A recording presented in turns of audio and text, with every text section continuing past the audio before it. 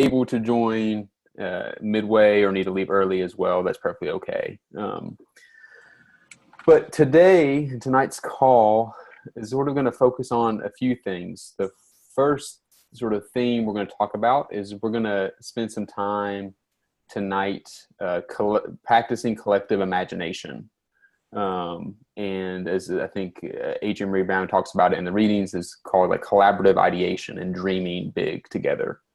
And then we're going to have some time talking about Tease, led by Sarah Green. And then we're going to take some time to delve into the text as well. Because if you notice, sort of all the text had a theme in both Emergent Strategy and The Way of Tenderness around multiplicity and abundance and sort of creating new possibilities going forward. And so as we enter this month of February and people are cold and winter is taking its toll on folks, we want to have a call that is life-giving and loving and about generating possibility and abundance, not only in our own lives, but in our movements, and making them accessible to everybody. So we're going to talk a lot about the theme of accessibility as well. And so with that being said, we're going to start, and I'm going to just ask people to, if you would, sit up straight wherever you are. I'm going to ground us with a poem reading. And I'm going to read this poem 3 times. So please just sit up where you are and just take some deep breaths as you sort of settle into your body. And just settle into the space sort of with us tonight. And this poem is about returning to ourselves. And it is entitled Love After Love by Derek Walcott. The time will come when, with elation, you will greet yourself arriving at your own door, in your own mirror, and each will smile at the other's welcome. And you'll say, sit here, eat. You will love again the stranger who was yourself. Give wine, give bread. Give back your heart to itself, to the stranger who has loved you all your life, whom you ignored for another, who knows you by heart. Take down the love letters from the bookshelf, the photographs, the desperate notes. Peel your own image from the mirror. Sit, feast on your life.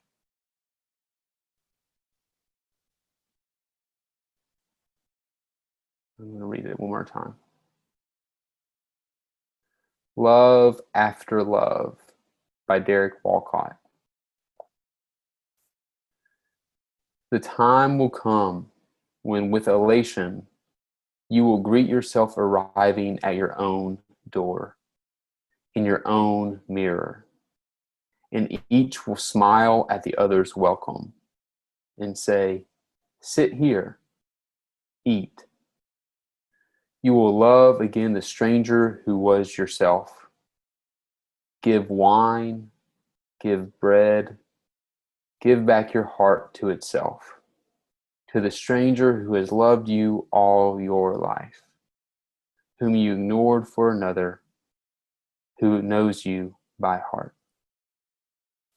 Take down the love letters from the bookshelf, the photographs, the desperate notes. Peel your own image from the mirror. Sit here, feast on your life. For those who are just joining us, that was Love After Love by Derek Walcott. And as folks come back and join us, now that we're sort of grounded and settled together, we're going to do our opening collective practice. On the large group calls, we're committed to at least doing 2 different practices with each other. And this practice is a practice that I learned at the Highlander Center, and we've done many a times with Liberation School, and some of you have done this before in small groups and on the White Healing Caucus call. But we're going to do something called collective imaginative storytelling.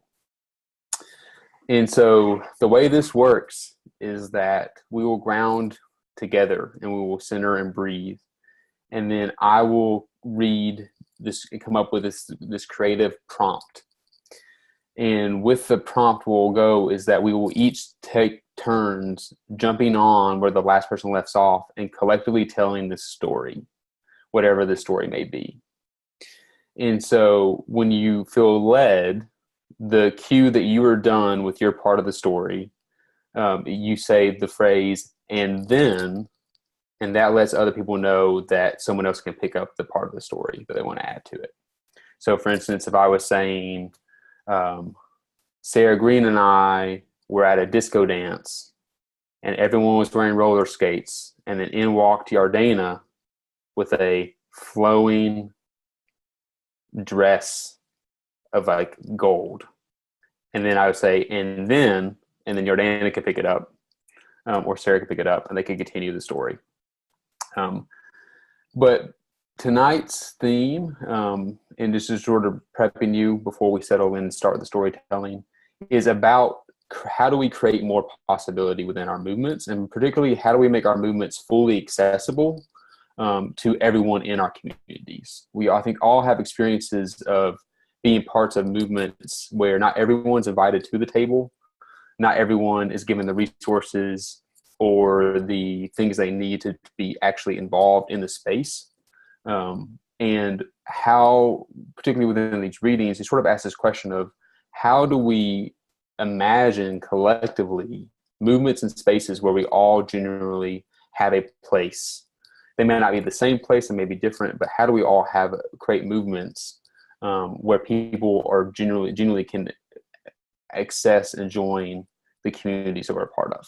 So with that being said, this little prepper, if you would just join me, and again, close your eyes, and we're going to take 3 really deep breaths together. So let's breathe in.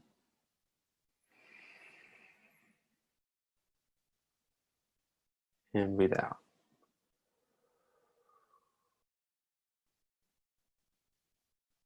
And breathe in.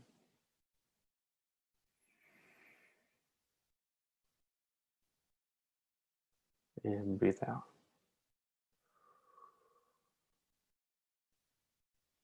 And breathe in.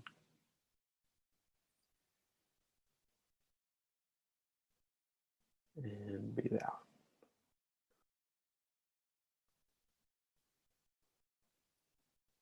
Okay. Imagine we are waking up in a new world. The year is 2030, and you have just woken up from a restful, restorative nap.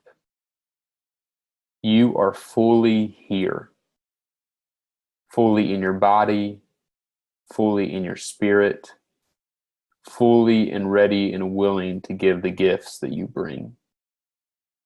We are awake and ready to live into this movement in this time.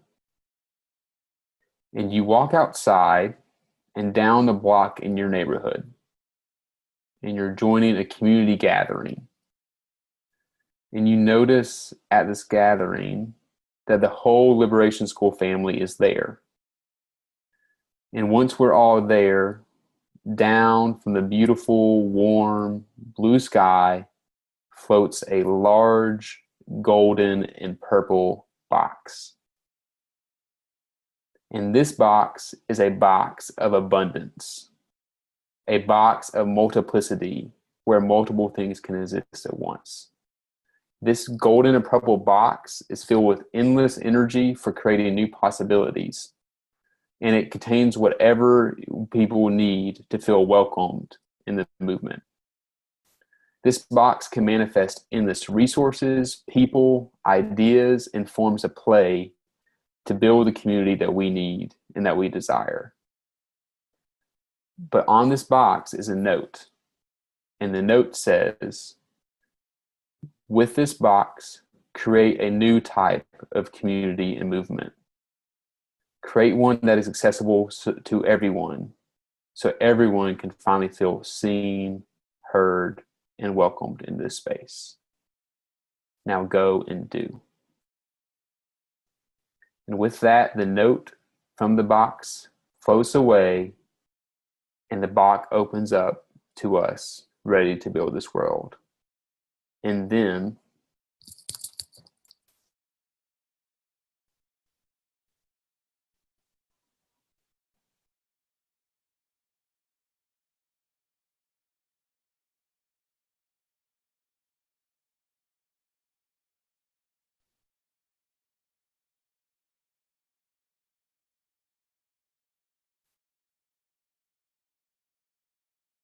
there is no right or wrong answer, just creative storytelling.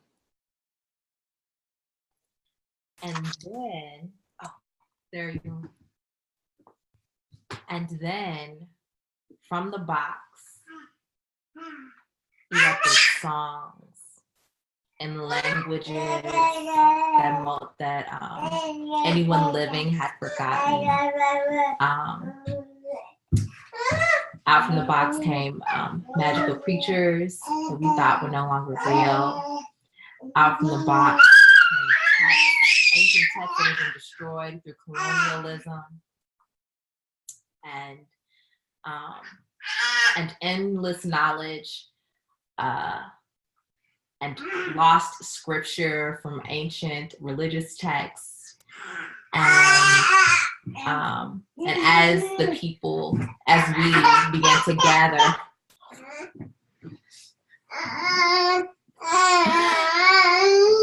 began to gather, all of this amazing wisdom,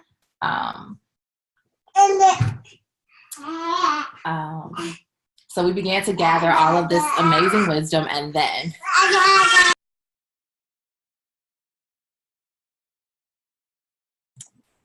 we realized we were still in the middle of this big ass city. And we came to the conclusion that this was not the place where we really need to fully dive into this abundance and the juiciness that the box had to offer. So we began to pack our things. We packed the box, and we were all sent home to pack some clothes, some pictures, some food for the journey ahead. And then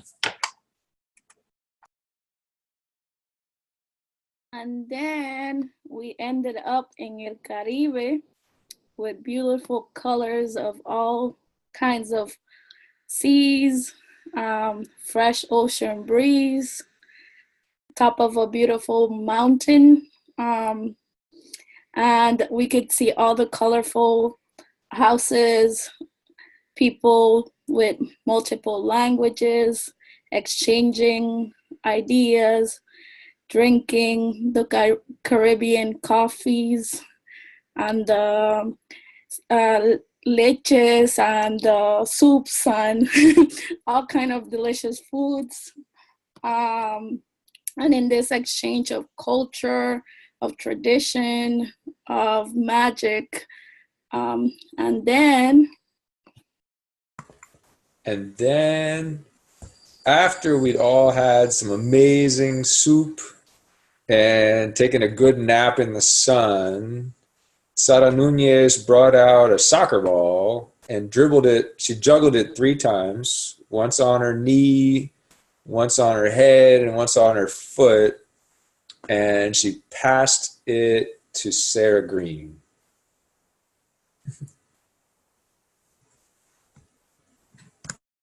And then we were all so tired from playing so much soccer.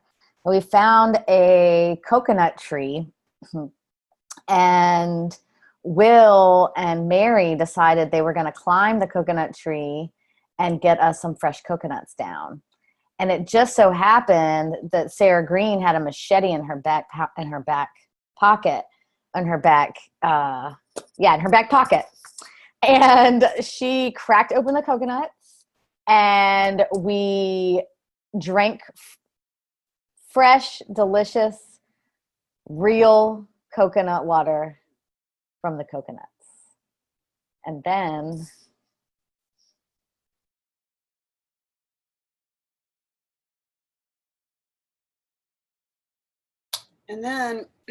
as Will and I are climbing this tree, I had a sudden realization of how exactly old I will be in 2030. And I'm completely astonished that I'm in this tree. And then a number of us noticed that this box not only has things to give us, but it is a space that we can enter. And I've been hanging around too much with kids and grandchildren, but it's like a Harry Potter tent.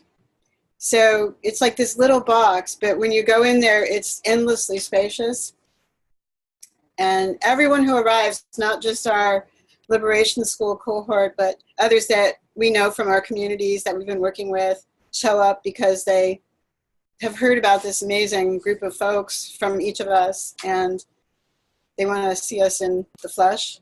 And they bring their wisdom and their longing and their tenderness. And because this box tent is so spacious, each one of them finds a place inside of it, and they sort of make new relationships and start to have conversations with each other and clump in little sections of this enormous space and begin to imagine together. And then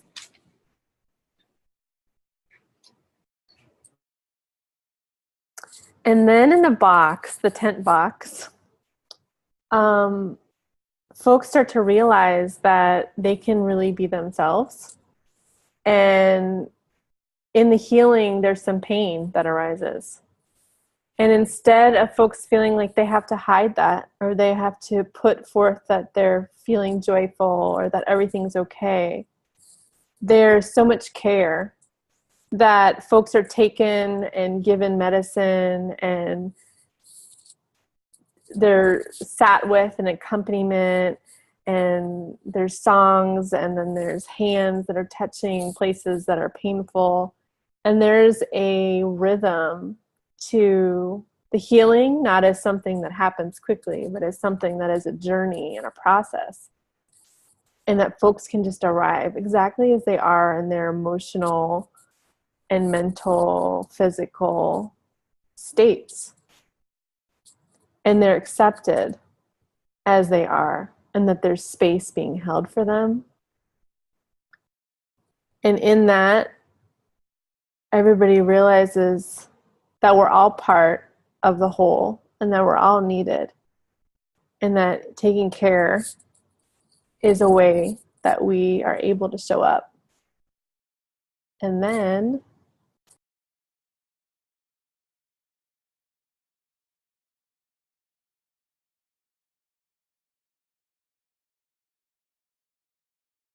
the tent becomes a doorway, a portal to other worlds that we've come from and that we have been before. And so some of us go back to these other places and bring people back with us and share that healing space with them. And the doors transform and become worlds that we've never been before. And we learn from the creatures and behind those portals who share with us their healing practices and what it feels like to have sorrow and to have relief and to have joy in other worlds.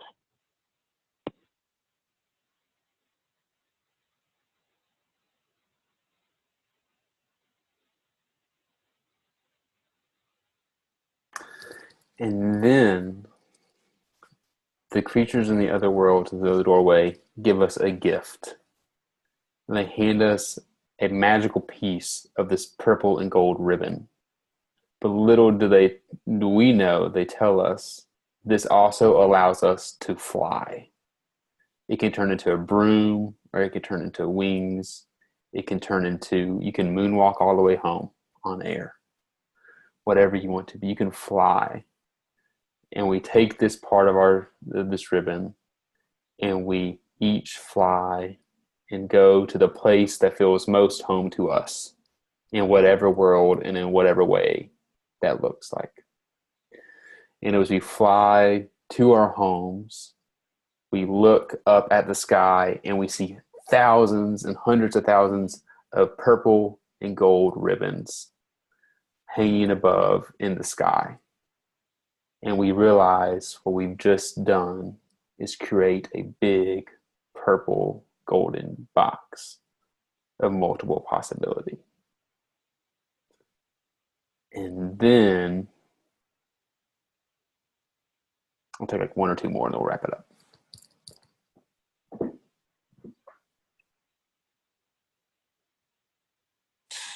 And then these ribbons start falling from the sky.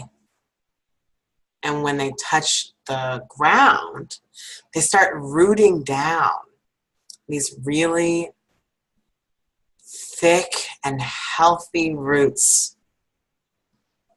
And the top of the ribbons just stay just above the ground until their roots and the stems can expand together at the same time,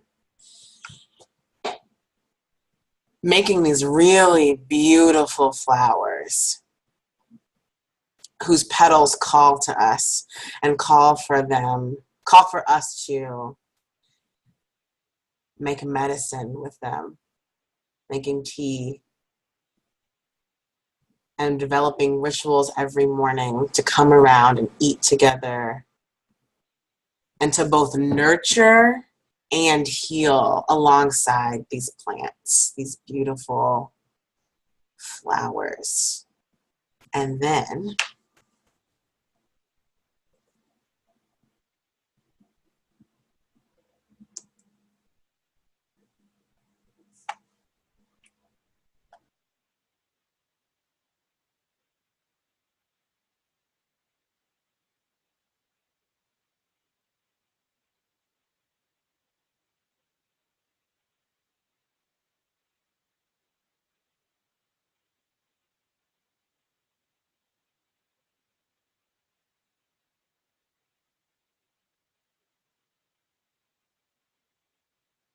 Anybody like to finish the story for now? Golden opportunity.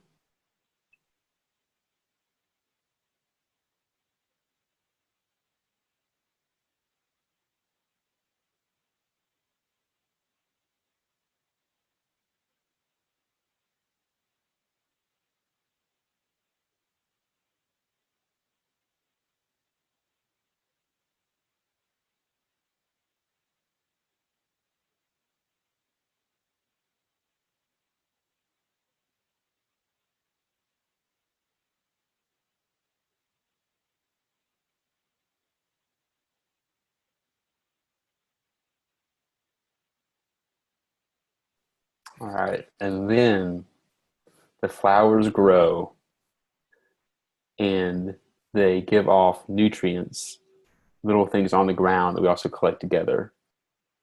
And it spreads all across the world. And it becomes a new form of liberation tea. And anyone who drinks this tea can remember the possibilities that can exist when people can fully show up as themselves in movements that are welcoming and accessible for them, daring to dream together and create a new world. The end.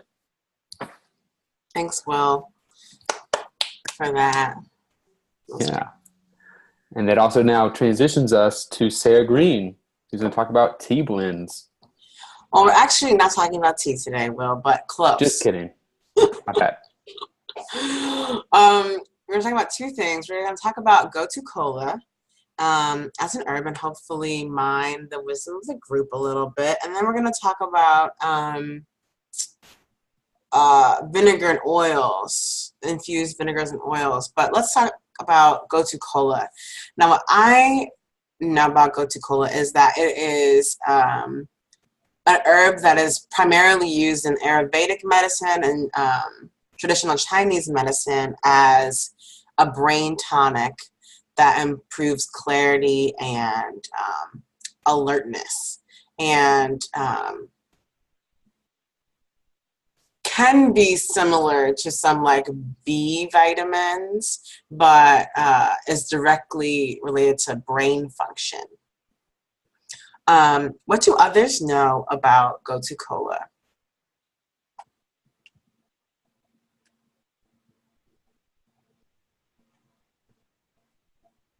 I think I heard Carrie, and Sarah. Have y'all heard about Gotu Kola? Have y'all used it? Well, one of the ways that it's mostly used is in tea. However, you can probably get it in capsule form or grounded in powder. So be on the lookout for it. I think it was in our Liberations tea blend, I think, but I can't remember. No, it wasn't. It grows mostly, there's a list of where it grows. India and China. Yeah, I can include more in the chat box in a little bit later. So infused oils and vinegars are good in a lot of ways, but mostly because it helps us to infuse our healing with our food. Oftentimes, when we think about our medicine and what our bodies need to correct imbalances, it's a whole separate process. We take a pill, we take a tincture, we have a whole medicine cabinet. And so what I like about the oils and the vinegars is that it brings our healing into the rhythms of our daily life. Not something extracurricular. It's like in our kitchens, in our cabinets. And with oil and vinegars, you can put it on food that you're already cooking, likely. Salads being one of them, but also having oil when you're sauteing vegetables or making soup. I mean, there's not a lot of things that you couldn't use oil or vinegar for. And so the asset to preparing herbs with oil and vinegar is just that it's a way to incorporate it into your daily life and not having to be a separate process. And that you're thinking about what does it mean to heal holistically. I know we all think about it, but having oils and vinegars as medicine is a tangible tactic to lessen that gap between the two. Similar to like honeys can be used, infused honeys in food as well. My teacher, Rosemary Gladstar, likes these alongside some spice blends or just ground herbs that she sprinkles on vegetables or puts in soup. So that is the plus to it. And it's prepared just like a tincture, wherein you have a glass and you fill it up most like 3/4 of the way with dry herbs, and then you want to pour the vinegar and oil so that it sits an inch or two on top of the herbs, and it'll marinate just like a tincture for like a month, and then you drain it, and then it's ready to go. I would not recommend using the heating method. So with things like glycerin and honey, it's possible to heat those things, and the material of the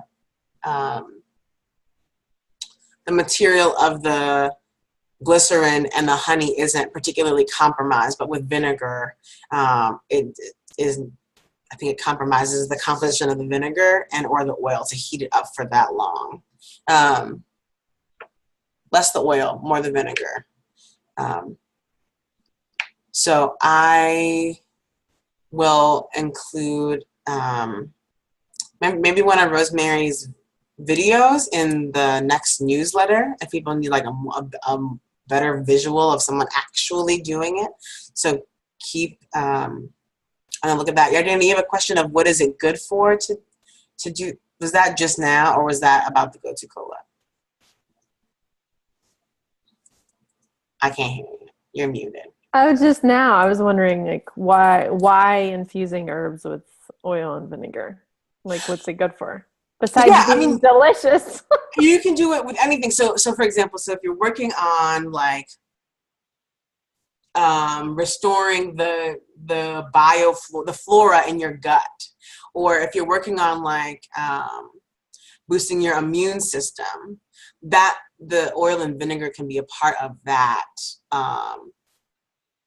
of your medicinal like program. So any of the herbs that you could use in a syrup or whatever, you can use in the oil or vinegar. It mostly depends on what is realistic, feasible, and delicious to you.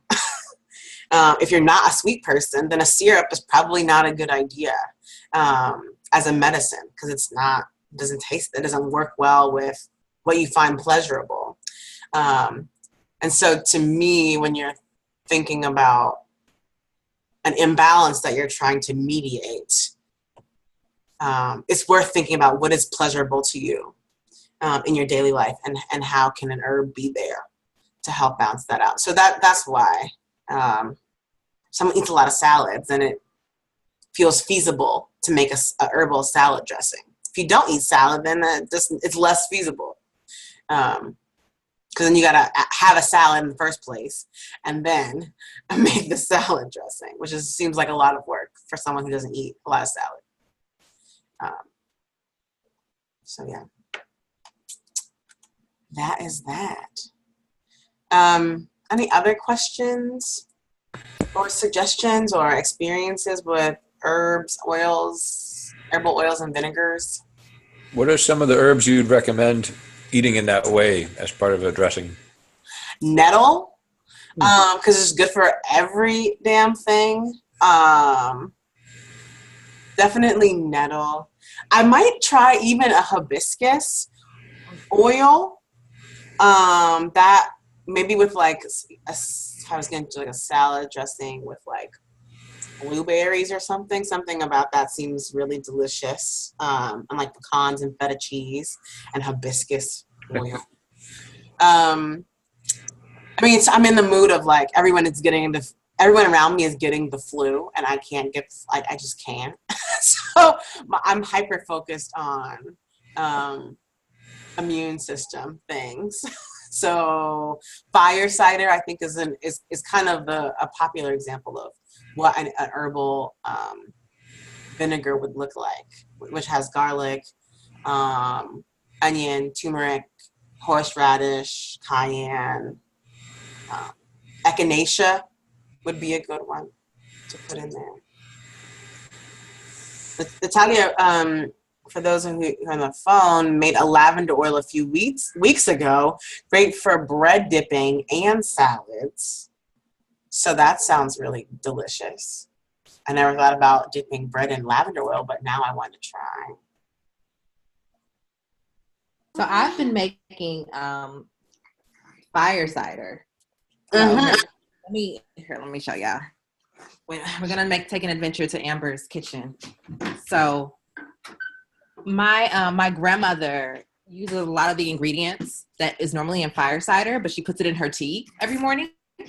So like apple cider vinegar, garlic, cayenne, lemon, and like something else. She puts all types of, but like she's never ever sick. And she's been doing this for years now. I think she got the recipe like off the doctors or something. That's like one of You say Dr. Oz? No, the doctors. Oh, the doctors. Yeah. I don't know how well y'all can see it. Hold on, it's not like a phone. Can y'all see these two big jars I have in here? Yes, you better work, Amber. Yes. So You're Drew muted me. So whenever anyone in my family makes some type of medicinal discovery or something and shares it, then everyone wants a piece. So I have to now make these huge amounts of fire cider at a time because my grandma wants some, my mama wants some, my auntie, my cousin, and then like my neighbor around the corner. I want some too, Amber. Yes, I have some for you. I still have your bottle.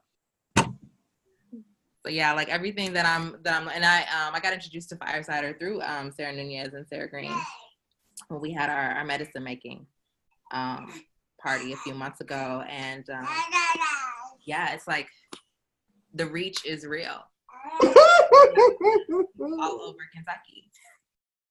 Perfect. I've been making salad dressing pretty regularly. Really, like, I take garlic and like put it in and just chop it up really good, right?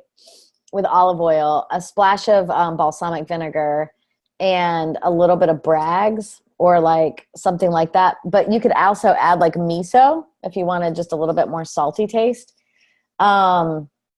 Lemon, pepper, salt. Just whatever's in my like pantry that's green and dried. I hadn't thought about using nettles, but that's a great idea. Maybe some chopped up ginger, just like whatever you've got in there, and just like mix it up and then throw it on. I'll leave it overnight so that it gets the flavor, and then use it on my salads for lunch. And I've been doing that pretty regularly. And I was around really sick kids all weekend, and I did not get sick. So this is winning. I saw your Instagram post, Sarah, and I was like, that was me. That's me still. Look at my models of things. You're like, oh, Satan, get behind me. Well, and like the elderberry syrup, you know, the recipe we shared in the last newsletter, I'm all out. And so I'm like, crap, like I need more of that too. So if you're looking for building immune, that elderberry too, or just heck, like, I don't know, there's so many things that feels like you can use. But the salad dressing, the oils are life. I mean, it's just so yummy. And then you can like use that, like rub it on. I don't know if you eat meat, right? Like rub rosemary in oil, pepper, garlic, love, fire cider, whatever, like all over some chicken, you know, and then bake it, or all over some tofu, or, you know, whatever you like to eat. Put it on top of rice, some beans, and greens. Okay, I'm getting hungry now. Some serious Liberation School cooking. Geez, my salads have changed now after tonight. I'm just saying. Step it up, Yardana. I do have a question. I do. Rice and beans just changed too. I know, right? The fire cider alone, put that on the tofu. I mean, yes. I have a question. So for folks who are like myself, who are not gonna who don't like make elderberry syrup like on the regular, you know, like what are the things that you all like pull out in terms of like on the regular, around like when you feel like you're getting sick or when you feel like you're getting run down? For me, I use. Oh, I'm gonna go. I'm gonna say. No, you go. I use vitamin C. I was taking B12. Elderberry syrup, you know, you can buy at the store. And you can get it mixed with like other stuff, like echinacea stuff. Zinc, vitamin C, lots of tea. And then if you've got any immune tinctures, like the ones that are mixed with like elderberry or echinacea and some of the sort of heavier, like real kind of gross tasting herbs. Which all you could buy at the store, or we could try to make those things in the next herb making session. Yeah, I'm also, I'm not gonna fill my whole medicine cabinet right now, but I have also been taking this black seed oil from Black Cumin, and who knows if this alone has been keeping my life together, but the people that I know that have taken it like swear by it. So we'll see. But I mean, that's just like it's just like soft gel capsules. But I do have echinacea and golden seal capsules too. That feel easier for me in these busy moments than to make a pot of tea. If I'm being honest, I haven't even. Feeding myself is a challenge. So like making a pot of tea right now is out of the question, really. Well, we can talk about herbs for days, and I'm happy to. But I want to throw it back to Will to continue us talking about like what does it mean to build accessible and deeply rooted movements. So, Will. Yeah. Also, Herbs for Days should be the new episode name of the new Healing Justice podcast episode. Kate, just putting that out there. Okay. So with that, we're now going to transition for a little bit because we do want to bring back and incorporate for folks the 2 readings that we bought as far as the Basic School text. And so, again, that's the emergent strategy if you have it, and then the way of tenderness. Now, we also recognize that folks' capacities are tapped, and if you're like myself or Sarah, you don't have time to like make tea right now and you're trying to stay healthy, you haven't read, it's perfectly okay. We're each going to bring out some quotes and some questions that everyone can sort of reflect on and participate with. And so I'm going to talk a little bit just for a few minutes about emergent strategy and hold conversation space for that for folks who want to jump in. And then Sarah's going to transition and talk a little bit about the way of tenderness. And then we are going to take a little break before we go to the second half. So with that being said, I would like to start just by opening up the pages we were reading. The chapter was called Creating More Possibilities, How We Move Towards Life. And this really was sort of what Adrienne sort of talks about her favorite part of emergent strategy, the abundance creating aspect. But does anyone have or bring anything with them from that reading that you want to discuss, or a quote that really stood out to you?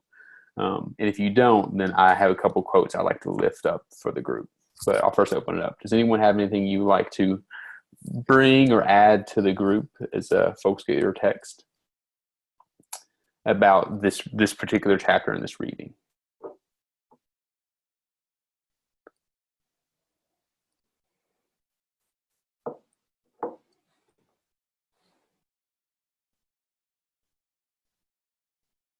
Did you see Sarah asked what pages?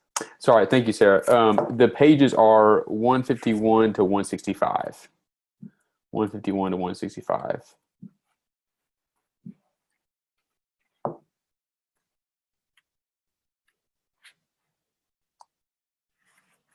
So one thing I was going to start us, or I could sort of start us off with discussing this, but something that really stood out to me is that if you look at the bottom of page 155, it's like the second paragraph for one of the last sentence.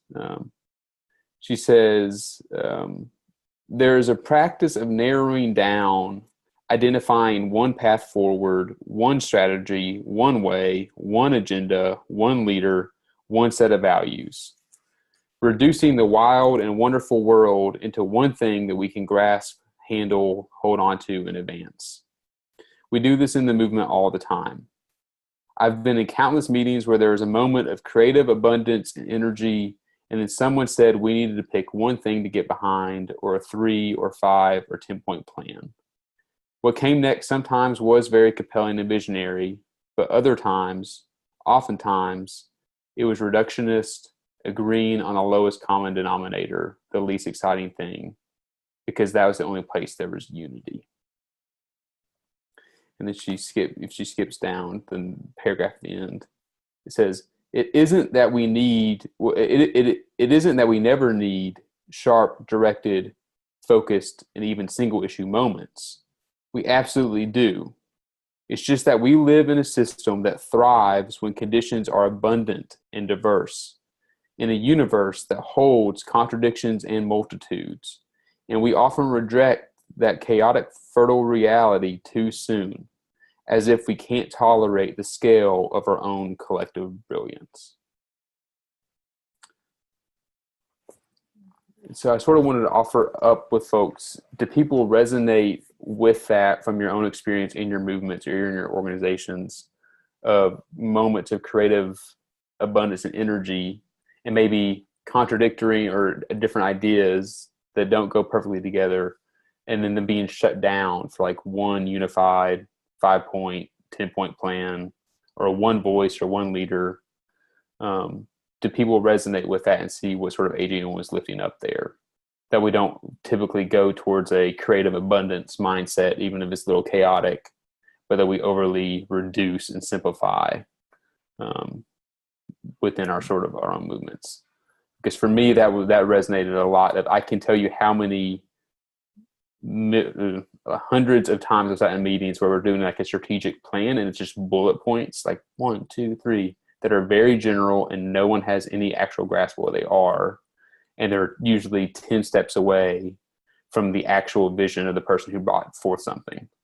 They're 10 steps away from what the community member suggested or the youth suggested. And they get sort of almost like strained through this filter down to this very nonprofit language, just so folks can grasp onto it. So I'm wondering if others resonate with that or not. Yeah, it does for me a lot. And I think one of the big questions I have around that is, when is the right time to have that sharp, directed, focused, single issue moment versus this more creative space? Like, where's the like what? Maybe you just know it. Maybe you just know, like, right now we need focus and direction, and other times we don't. So I balance that a lot. I don't know. I definitely hear that, Sarah, because obviously a lot of our work, I feel like, sometimes gets single issue. Working for immigrant rights, I feel that all the time. Even like that we're so complex. People usually just kind of like hide in all, oh no, like this is like this, which I feel also does us a lot of disservice, because we're not going into, right, our intersectional beings, right, and all the contradictions that makes who we are and how we come into this world. And it feels like that a lot of time. So that's why I've like felt more in like these past, I would say, like 3 years, to focus in, like, my focus is intersectionality, and if it doesn't fall into an intersectional understanding, then obviously it's not doing justice. So yeah. I think currently how that's showing up for me is in, well, this is not a very extreme example, but in the creating of the call for proposals about who we were centering and how we were going to write it all out, there was a lot of tension around, do we list people of African descent? Do we list Black people? And then if we do that, do we list Asian people? And do we list, like, it felt like a tension between almost enough space on the page, which is ridiculous because we're typing it into the internet. A tension between, like, do we list everybody, but, like, do we have the space to do that? And does that take away from other people's histories and narratives if we list everybody and don't call our attention specifically to anti-Blackness or the ways in which healing practices are often co-opted by people with more power? I mean, it just was a really fascinating conversation to be having about how much space there is, and in a space where there's unlimited space, right? Like, in a space where we actually could list everybody, there seems to still be this perception that, like, we couldn't do it all. We couldn't list it all, and it feel like it had integrity. So I've been really sitting in the midst of that, which has been a good conversation to have that feels similar to what we're getting at, is like, when do we specify and when do we have a broad focus? I don't know.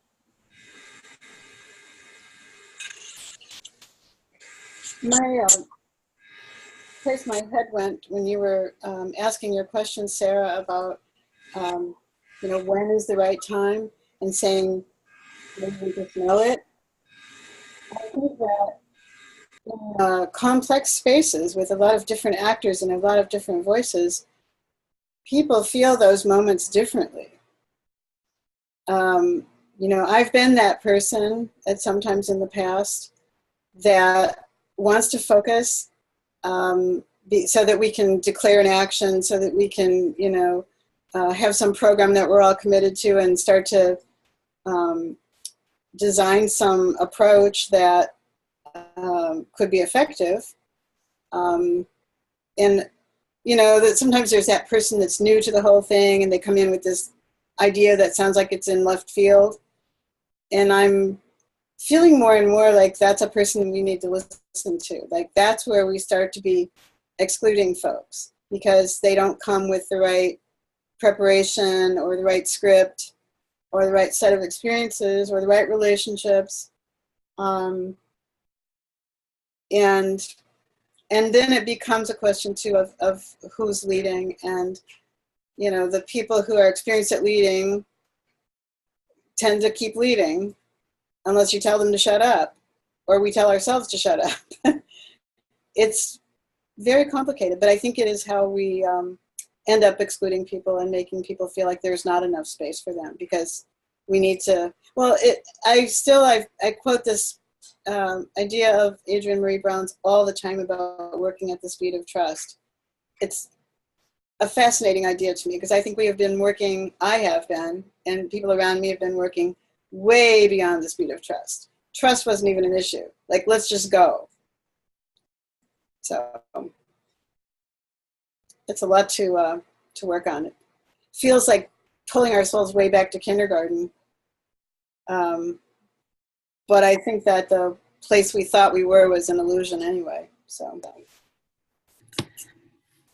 I agree. Oh, sorry, go ahead. No, I agree with Mary that like trust is oftentimes given until there's obviously something that happens or gets done because we're humans. But in the way, you also lose that trust. So it's like that process of going back to a trust in place that I find like more difficult in like this, in where I'm at right now. Mm-hmm. Yeah, I was just going to say, like, I'm just struck by the beginning, you know, the imagining exercise we did in the beginning of the call. And, you know, I've done that several times and I love to imagine, you know, and then also sometimes it feels like there's that. And then there's like this other like stark reality. And like, where's the bridge between, like, when you were reading what Adrienne says and like a lot of that book, you know, I'm 100% on board. And I'm also like, how do we really operationalize it? Like, how do we really shift? Because it's a culture shift, which is so huge. How do we shift the culture, you know, to do what you all are talking about, which is to like, you know, to include more people and to like include the imagination and to like to go where we haven't gone before and to step into the box and the box becomes a tent and then the tent opens up and then there's other boxes that we step into and all of that. And, you know, how do we operationalize that? You know, I guess I'm just really curious if anybody has any like real like examples, because I think that's the place where we live between those extremes of like this stark reality of like, oh, this is just how things are, capitalism, you know, white supremacy, etc. And then we live in this other place of let's imagine the world we want and need and like let's, you know, live there. But where's the in between? Like, how do we get there? I was going to say, I feel like this stuff does come up, and it's not just in like, do we hone down to a single issue, or do we stay broad movement, you know, messaging and in focus? But yeah, but it also comes down in messaging, right? You know, do we have a sharp, incisive, clear, you know, message that everybody sticks to, or do we go out and everybody says, you know, what first comes to mind, right? And there's tension there. There's like a million times in movements and in organizing when we tend to start narrowing down. And one reason I think I'm so grateful for this book is because just reading it and sharing it and chewing on it together and elevating it as a different way of doing things, then it's a conversation. You know, then we can talk about it. Then we can say, do we need to narrow down to one issue? Is this time? do we need to narrow down our message to, you know, something very clear and bold and simple, or can we have a fluid message for a while? Is this the right time? But engaging everybody in that, where there is no right answer, I think is itself liberating. Well, as our resident UU, not resident, Mary's here. Hi, Mary. Yardana's a cousin, so I guess, no. Yardana does not want to be affiliated with this hot mess that is UUism. That's fine. But Steve, what you just, I think what is so interesting in this like space of imagining and abundance and making room for everyone. Well, what I'm experiencing is that just doesn't feel like a good idea most days. It's like, it feel, you know, UUs are like, you know, all about creating a space wherein there is room for, you know, this like white moderate and like me. And it's just an interesting conundrum to work inside of as my job, to say like, how do I create a space for both of us to exist? That feels like it has integrity and that is striving to do away with harm. And I feel stuck also, you know, with Yardana was saying, about like this dream space, which UUs often live in. And it's like, but is this actually possible? Like, is there actually a space where in this board meeting that I had, conversations about anti-racism and oppression and white supremacy were likened to like McCarthyism. And so it's like, now I have to figure out in what kind of community can I be in with people who think that talking about oppression is like McCarthyism. So it's like it feels like a mind problem. Like it feels like something that I can't even imagine. So it can't possibly be an option. I just feel like my imagination is failing me most of the time. Even with all of the tools and all of the brilliance that I surround myself with. I don't know. Sarah, how does the conversation about focus versus abundance, I think I understand how it's coming up in that context, but like, I don't know, how do you wish things in that context could be more abundant or more focused? Yeah, I think the tension is the focus on us staying in the room together, or is the focus on justice and like creating this new world? And the two feel antithetical most days. Is that more clear? Yeah, and is it like, if the world were totally abundant, we would actually come to see each other and this board president wouldn't be crazy anymore. But maybe I don't have that much abundance and I can't stay here. Is that kind of a... Yeah, maybe there isn't, which is why I like it, which is why it feels like a failure of my own imagination to imagine a world where... I think that the UU space is particularly challenging. You know, a big thing that came up for me early on in my UU history was an attempt by my congregation to make a statement of conscience against preemptive war. And my congregation responded in this super crazy way, with people changing the bylaws and upping the quorum and upping the percentage that would be required to make such a statement. And it left me feeling like, you know, because it's a non-creedal religion. I'm not there for a creed. I'm there for the values. I'm there for the principles. the way I interpret them, I couldn't imagine how a religion holds all that. How people who can't even say they're against preemptive war could be in the same church as me. And it becomes very, and there's stuff going on now. You might know, Sarah, about the stuff with that Blue was putting out about the DC church. You know, just, it's hard, you know.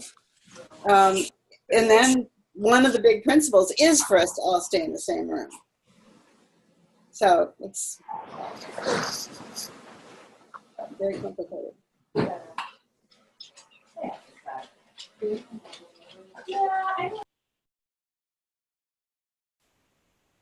This is Kate. Am I interrupting anyone? You're good, Kate. Okay, thank you. Sorry, my reception's in and out, but this is a fascinating conversation. And something that's coming up for me around staying in the same room is the definition of room. Because something in terms of like the widening out and welcoming creativity, I've definitely experienced the clamping down too soon of like action brainstorming and campaign decision making and whatever, where we're under so much urgency that there's an abundance of ideas for like, there's like 5 minutes of space for that in the meeting, and then it's like, let's pick something. And my partner has taught me a lot because he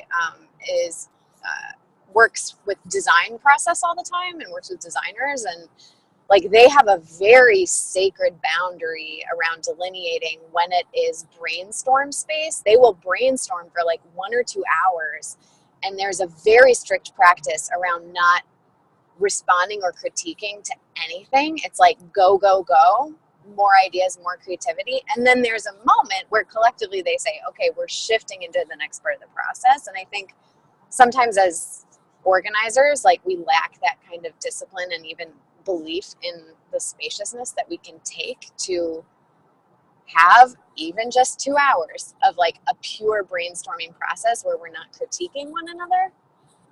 Or saying why things won't work, right? And it also brings up for me, like, once we get to that honing place where we do pick something, because we need to be clear about collective action that we're taking together and what our commitments are to one another, right? Like our big vision commitments, but then also like, what are we going to do to have each other's backs this year, in what way? And something that comes up for me around that is like, if the room means that we all have to make a decision that ends up with the lowest common denominator, which is like part of what I feel like I'm hearing from like the UU example, is like, so then we end up with like nothing, basically, like no real significant stance, then that's rough, right? But like, if the room can mean that we agree to be in some kind of coordinated ecology together, of like, okay, this particular campaign or this particular group of people has agreed upon like a theory of change of what we are together to do that is specific and focused, and some framework around like our shared belief system of how that's going to work. So whether we've studied similar movements together, or like the framework of cultural organizing, etc., like what's our focus, then it gives us like some clear choices to make, and then to go, oh, cool, like we're actually noticing there's some like multiple theories of change and ideas in this room.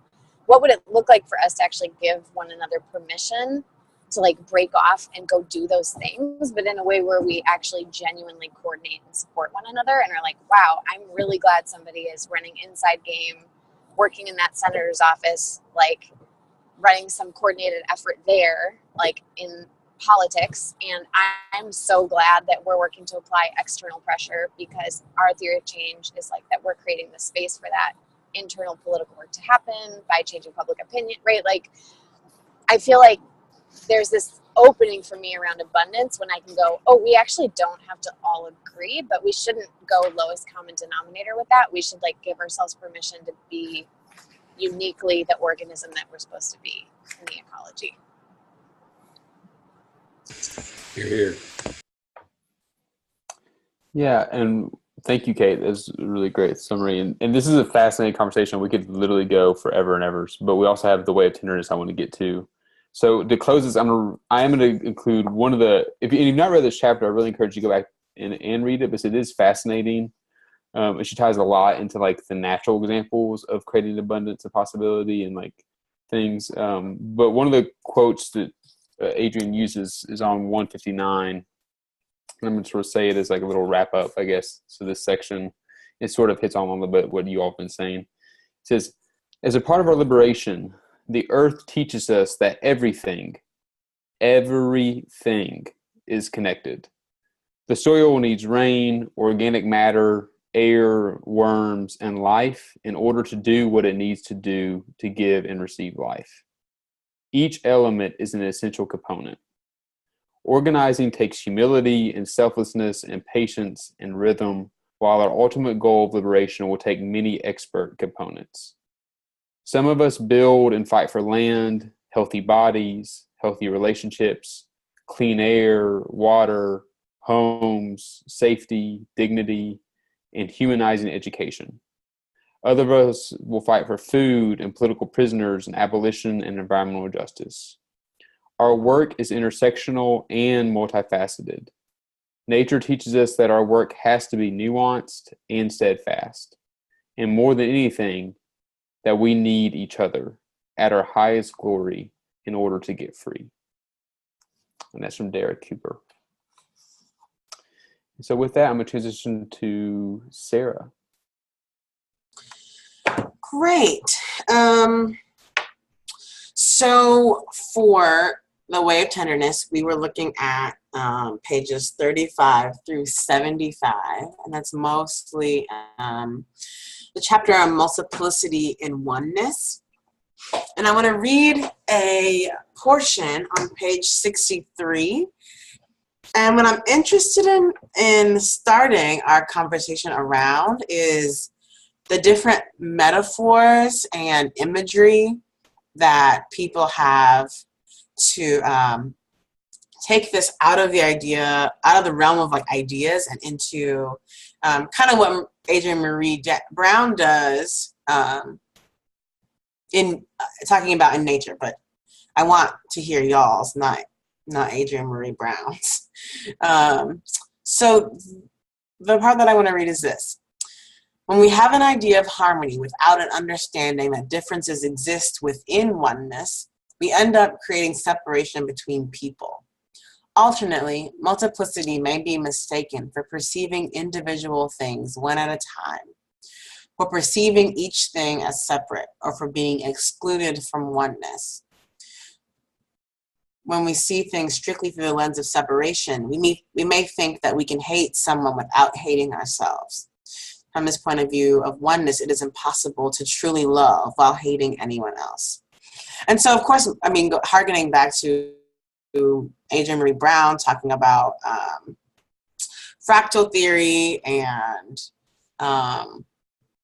patterns in nature, I'm wondering what images help you to figure out what this actually looks like in the world. What parables do we have that show us what it could look like to understand all of the different manifestations of a oneness thing? Something that at least for me came to mind in both this and emergent strategy and what you just read, Sarah, was what I can compare it to is el sofrito or el sazon from my mom and my grandma and from like the women and people in my ancestors, like that we use to like season our food, make our soups and all that stuff. So it's like a blend of garlic, all these herbs and veggies. And like without all this blend and like each individual ingredient, like you don't have like this perfect tasting thing that you based off most of your food off. And for that also in terms of like how we were talking about earlier about how you nourish your body, and like a lot of people in my family do not get sick. To me, I feel like that's a secret kind of to a well-balanced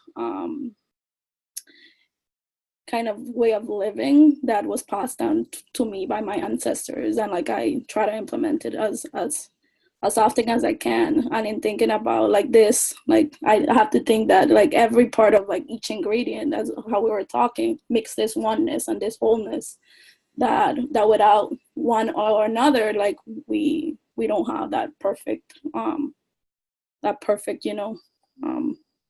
source or nutrient. Hi, everyone. Hi, Deirdre. How are y'all? Good. I wanted to bring up, when you talk about like multiplicity and oneness, I've been spending a lot of time in Hinesville with my family. And recently I went back to the home church where my parents got married. And my great-great-grandfather founded it and all of this jazz. So when you mentioned like multiplicity and oneness, and you mentioned parable, I think of like the beginning of Genesis, where they talk about, the creation of human beings. And even though we put that in a binary, if you look at Genesis chapter 5, verse 2, for those of you who are biblically inclined, it says, male and female, he created them and blessed them and called their name Adam in the day where they were created. And he created them in his own likeness.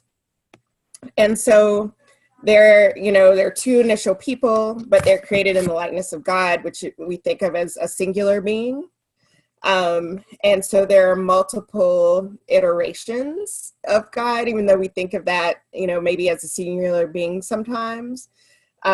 So, again, looking at how we treat, and I kind of extrapolated at how we should treat trans people and others.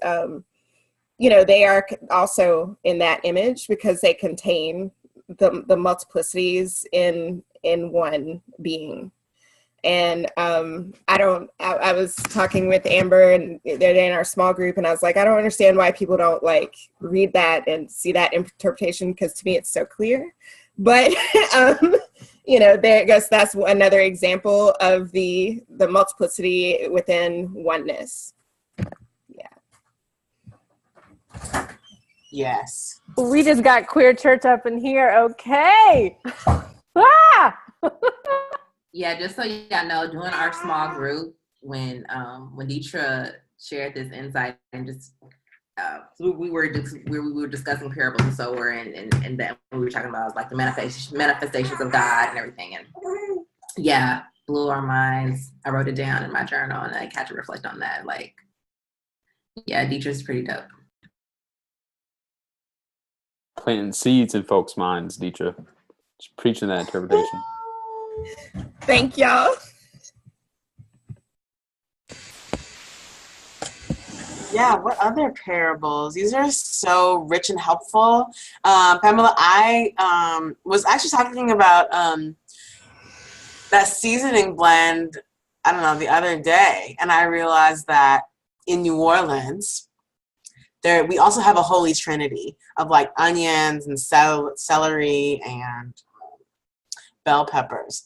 And yeah, I think that was really helpful to think about incorporating that as a spiritual practice of like honoring and interacting with multiple multiplicities. Like, how many multiplicities can I like hang out with on a daily basis? Anyways, that was so helpful. Other images or parables? So I don't know if you can see the image. Let's flip it upside down. Y'all see the box there? Yeah. So here's I don't know if it's a parable, but right when let's say back in November, December, I had the honor of studying the Bodhisattva precepts with Ryoman Roshi Hilda Baldoquin, who's a Zen teacher here near where I live. And it was like one of the most, just finding her and becoming her student and accepting her as my teacher is one of the most profound experiences of my life. But one of the things we've been using in the precept study was a book called Being Upright. And I'm just going to read a little passage from my notebook. So in here, the concept of multiplicity is represented by ultimate truth. And the unity is ultimate truth and multiplicity is conventional truth. Because we usually see multiplicity, right? We see difference. We see unitary things running around that seem to be separate. And ultimate truth is that it's all one thing, that it's all one. So, quoting Being Upright, we realize the intimate connection between the conventional truth and the ultimate truth through the practice of compassion. And this is what I learned. The Bodhisattva precepts are ultimately all centered around compassion. It is through compassion that we become thoroughly grounded in the conventional truth, in the multiplicity, and thus prepared to receive the teachings of the ultimate truth, oneness. Compassion brings great warmth and kindness to both perspectives. So for me, this is really profound because the idea of mindfulness and meditation, any of that, I think can seem really dry and even seem really individualistic, which has never been like anything that appealed to me. But centering the whole practice around connectedness and compassion not as like a sort of like pity or but truly feeling with and connection. So as I read that, though, this image flashed in my head of conventional truth is the side with all the separate individual little boxes. And then the other side is ultimate truth. Oh. And the yellow is the compassion that infuses both sides. And it's completely throughout ultimate truth. And it may be harder to see in conventional truth, but it's there too. And it's what's the bridge that brings you across. So anyway, I thought I would share it. Thanks, Steve. Well, we could talk about this forever, and I'm so happy to. But I also want us to take a break at some point. So we're going to do that now. And let's take 10 minutes. And then we'll come back at, 7:35 or 8:35 and keep this party moving. So we'll see you then. Have a good break, y'all. See you in 10 minutes. Break.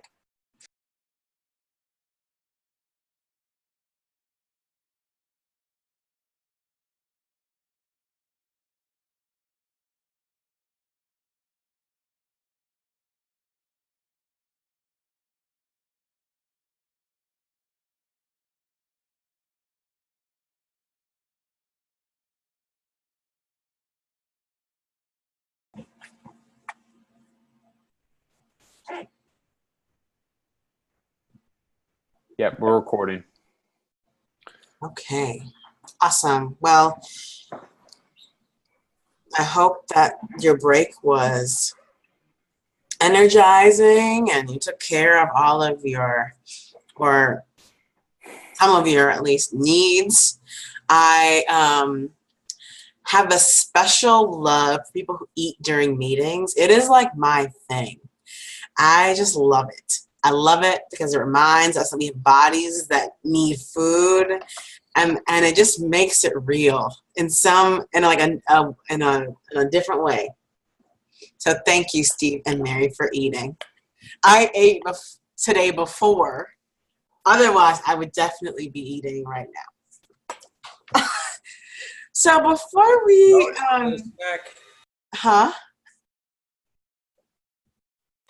You could always go get a snack. I can always go get a snack. It's true. One of the Liberation Squad out some healing through food. So right. So I want to give us some homework. We're going to do this on the call, but I decided that I wanted it to be homework. So right before we descended upon Highlander, we gathered at Will's parents' house, and we thought about our superhero outfits. Because kind of like how what we've been talking about as multiplicity and oneness, and making us accessible and vibrant and flexible movements, thinking about how that relates on a smaller scale and with the exchanges between who we are as individuals and what we're creating in our macro worlds. I think there's something special about tapping into our superpowers and creating the conditions for abundance to flourish and for liberation and justice to take root in our world. So the homework is this. It's like three parts. The first part is, as a superhero, as you, as a superhero, what are you wearing? How is your body adorned? How are you clothing yourself? How are you constructing your armor? Not for a particularly violent occasion, but for transformation. What's on your body? The second part is, well, I guess there's a multiple. The second part is, what are your tools? What are the things that you employ to make that happen? What are, I like to carry around a tool belt. So what would be in your tool belt? What would be in your apron? What would be in your Mary Poppins bag? And lastly, what is your pose? When you enter a space, how do you arrive? How do you enter? How do you announce yourself? So I'm going to send those out in an email, but I would love some visuals. I would love if people have parts of their armor in their homes or easily accessible, would love a visual of like what that looks like for people, what's in their toolbox. I don't know what the logistics of that are.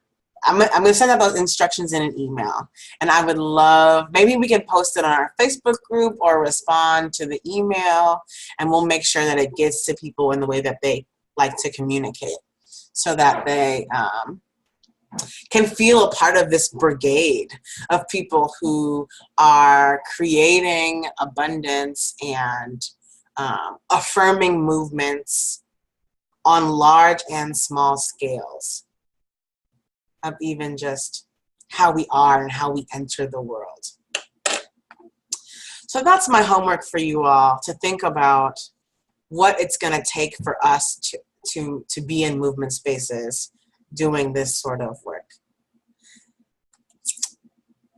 And Will's gonna help us get to some of the other nitty-gritties of that and our work together. That's right, everyone. Keep your capes strapped on tight, because we're going to talk about Love and Liberation School Winter Fundraising Campaign 2018, your favorite things in the world. Woohoo! Yeah! Yeah, there you go. Thank you, Kate. Okay, but for real, we're gonna actually have us a few moments to pause and talk about this, because we've been flooding your inboxes with this. And fundraising, I want to acknowledge on the outset, one, it's not we recognize fundraising is hard, in a lot of different ways for folks. And this is being really honest, fundraising is probably the least favorite thing. You love fundraising, that's great. Please contact me. But it's just really, really difficult. It honestly, it's uncomfortable. It can feel like you're pulling out your teeth at different times. And most of all, it's vulnerable, right? And also acknowledging that for some of us, we ourselves are grinding every day just to make it by, right? We're like working part-time jobs, consulting. We don't have right now an abundance of free-flowing cash. We can't just write a check. And most of the people in our movement communities, everyone else, does not either. But the fundraising thing that I was reminded, and I was reminded of it also when Judy emailed out and sent out the article as well, is that that's exactly how people who do have a lot of resources and power want it to be. They want us to be scared of our relationship of this sort of thing, this monetary thing. And so with that, with this Liberation School sort of leveling practice campaign, I want us to take a few things sort of like off the table. One thing we're going to take off the table is the expectation that you have to show up or do exactly only show up one certain way or one certain thing, or do anything that you think like, okay, well, this is what I'm expected to do. And if I don't hit this mark, then I'm an absolute failure. That is sort of not our intent. We want you to show up. That is in itself the victory of showing up to this vulnerable moment. The second thing that we want to really be honest about is the idea of like, well, I'm alone. I have no idea how to do this. Like, what does this even mean?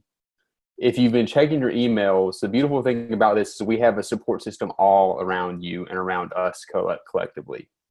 Every other day, you're going to get an email from us reminding you sort of here are a couple of things you could be doing as a part of this fundraising campaign. We are going to send you, if you don't like writing emails or you don't know how to write a letter, we have an email template and a letter thing that you can take and send out.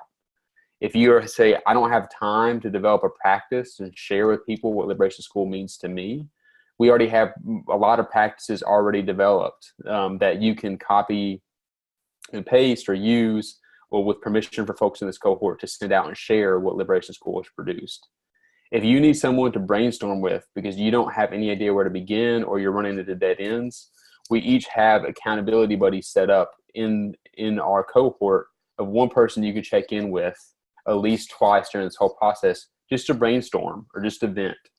And in addition to all of that, if at any point you all have questions or concerns or you're running, you don't have people to ask, or you're not sure sort of how do you phrase something on Facebook asking for this ask, please feel free to reach out to anybody in your small group or anyone on the fundraising, the Glitter Kitty fundraising team, which is myself, Jordana, Sean, Sarah, Giselle, and Vega.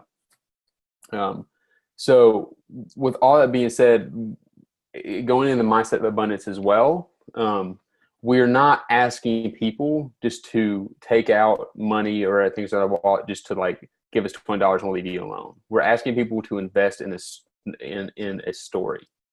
We're asking to tell our story. And so if nothing else, if you get $0, but you show up every day and try to dare to tell your Liberation School story, even though you may be still figuring out what that is, that's powerful. And that sort of collective manifestation. Every single person, again, has different communities, different environments. Some of you may be asking and say, you know what, I know a lot of people with a lot of money. I could raise $500. Other people may say, it'll take a lot of hustling for me to get $50. Whatever that is, that we are cherished and accept every single action as that gift, as being able to show up. The biggest thing is that we want to sort of use this week to set an intention as a cohort to show up collectively. And so I think that is the biggest thing, if you hear nothing else to take away, is that we've made it as simple. We've tried to design as much support around you so you don't have to do a lot of thinking work or a lot of effort, but we do want us to all fully show up every day and through Facebook, emails, in person, try to just tell our story. And so with that being said, I'm sort of also doing this. Okay. And Steve has a dog lying next to him on the couch. Sorry, I just saw that. Okay. With that being said, I do want to sort of raise or have a pause if folks have questions from the emails or are confused about the instructions with sort of this fundraising campaign, that started today, but it's going to go from now until next Wednesday. Do people have questions or around the email reminders or the accountability buddies? Or sort of the intention setting of this. The one thing, sorry, this is the last thing, I'll be quiet. The one question we're getting a lot is why is it important to fundraise? And the question is sort of twofold. On average, the cost per person for retreat and other, just for the retreat aspect, was around $1,300 per participant this year. In addition to that $1,300, we have the monthly guest speakers, as well as helping try to compensate some of the faculty and other people we contract with, like like Sarah and Tafar and everything else as well. We have to also pay those people for their work. And so while we did get the grant, and that grant does help meet some of our budget, part of the budget from last year, we are still needing to raise money. So next year's cohort, we can actually offer this experience for people in a way that's accessible and affordable to everybody. And if someone asks, well, what happens if we meet all of our budget and we raise more than we need for next year's budget? A, that'd be awesome. We hope that happens. But B, any excess funds outside the budget will go towards scholarships to make it more affordable for people to come. And so that's sort of why we're doing that fundraising money as well. So that being said, that's a long ramble, but do people have questions, comments?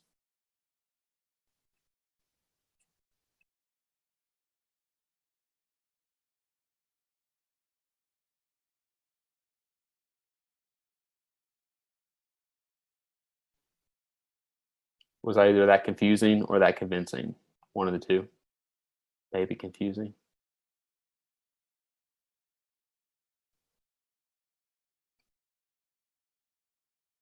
Sarah or Dana, do you have anything you want to add as well?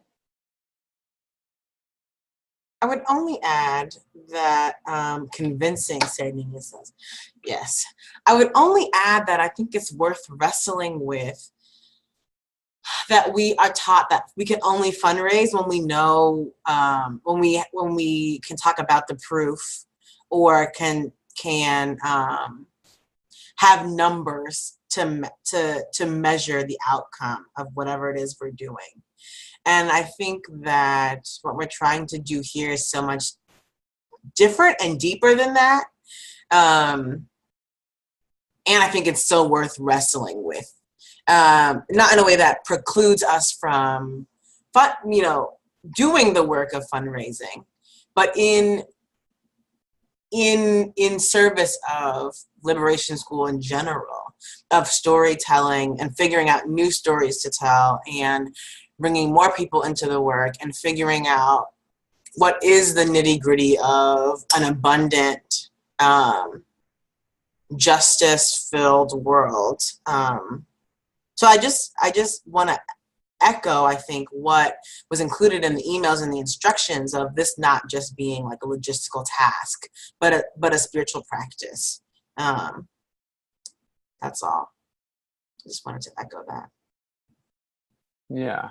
And I think the last thing I'll also add as well is the two things. The thing I think it makes this also accessible at this time, and I'll be honest with you, like most of the people I'm reaching out to y'all are like 20, my community is like from 23 to 35 ballpark, most of the people. And most of them are underemployed on a B. But the neat thing about the Patreon aspect is all I'm asking for my friends when I'm approaching them isn't even like a donation. It's just like a monthly intention and investment. Because they ask me all the time, how do I get involved? I don't have a lot of time, I don't have resources. I say, one way you can do it is just like give us $2 a month and invest and recognize like this money is going to help fund activists who are trying to figure this out. And when you give the donation or when it goes to your bank account, take a moment and take an intention to think about us and to do something small in your own community, whatever that looks like.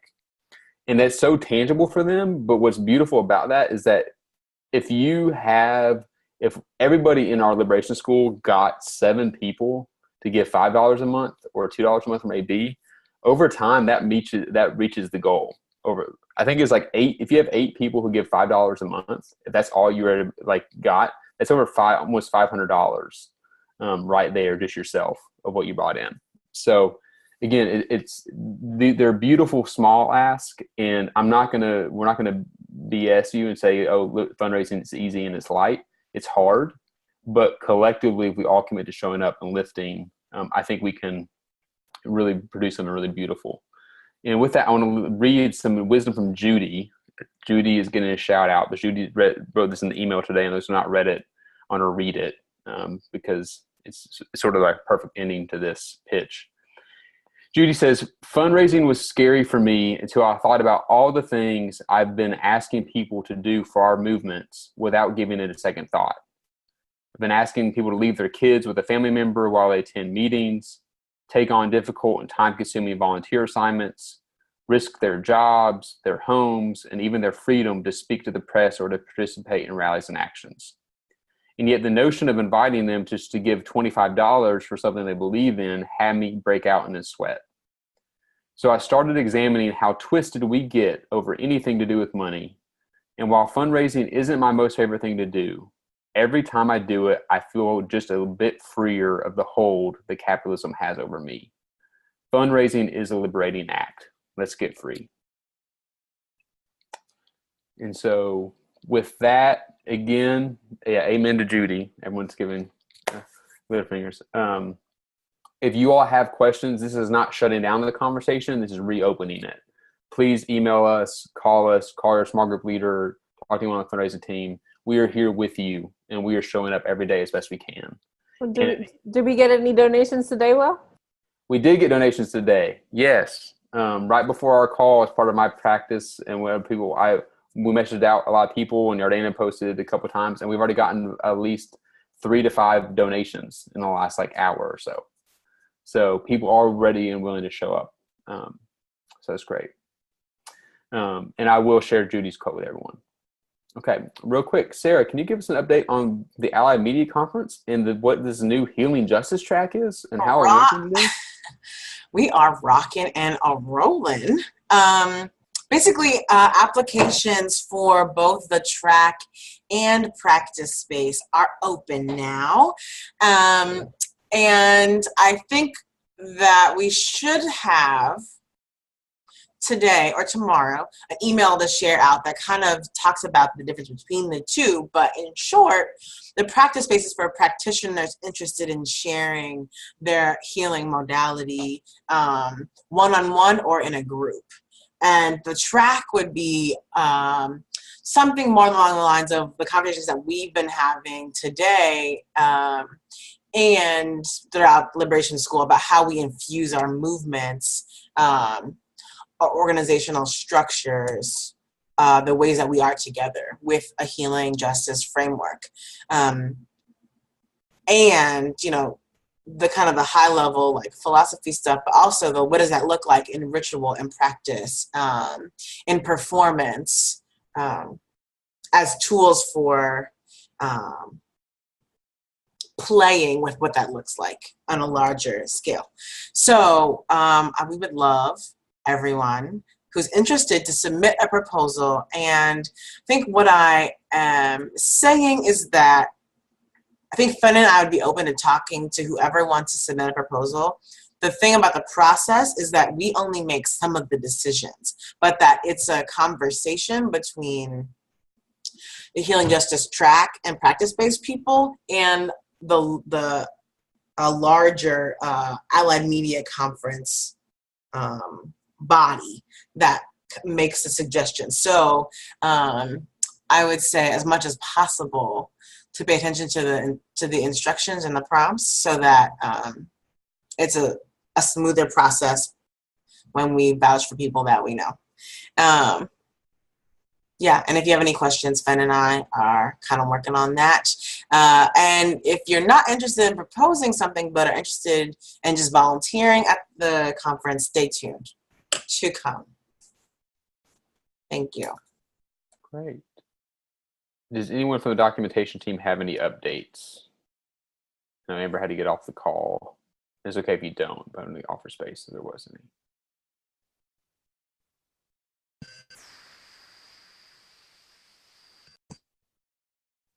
Okay, great. So the last 2 things I'm going to mention before Sarah leads us in our final quick practice, so we can get off in our 2 hours as promised. Remember that this Thursday, there is going to be a liberatory leadership workshop on how white supremacy is embodied in our bodies. It's Thursday at 7:30, I believe so, Yardana. And there's information out about that as well, and we can send that out as well and follow up meeting notes. This week, through from tonight into next Wednesday is the Liberation School fundraising, and we'll send daily reminders of just reminders and support around that. And then the rest of this month, we will have small groups as well. And so just be sure on your small groups, because February is a weird month, make sure you're checking in with your small group leader what week your small group is actually meeting, because the month ends, I think, on a Wednesday, so it's a little bit weird. And so, again, we will send out these reminders to folks, including the Ally Media Conference and a recording of this call at the end.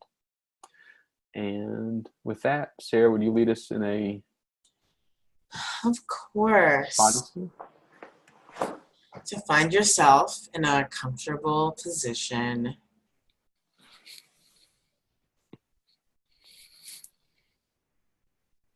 Softening your gaze or closing your eyes.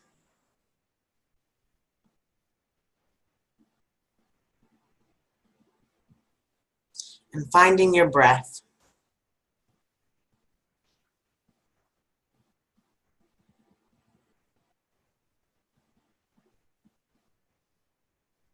Once you found that breath, send it to your core, whatever part of your body that is.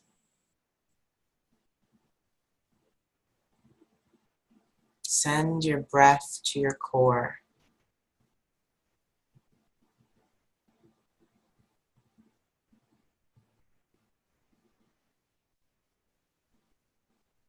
And as you focus in on that core,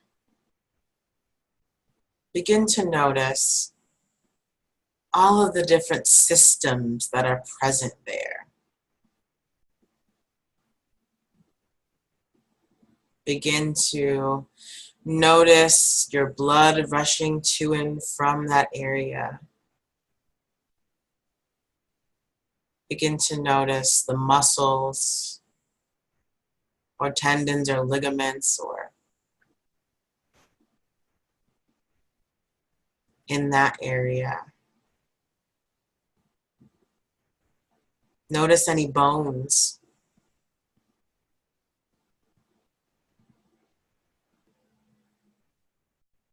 And just for a couple of moments, notice them all together.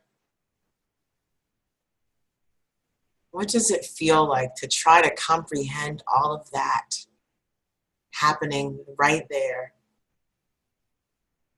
simultaneously?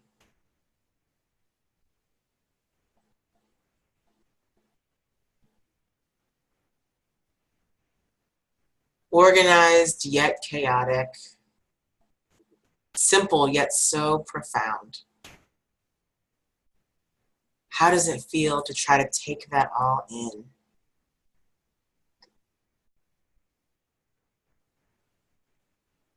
Sending a few more breaths there, sending light and gratitude.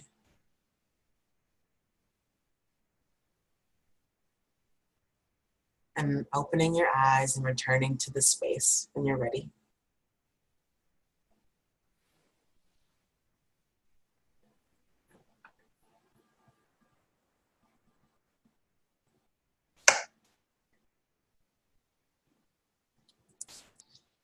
All right, friends, it has been a pleasure to see y'all and hear your stories and your journeys about this work in the world.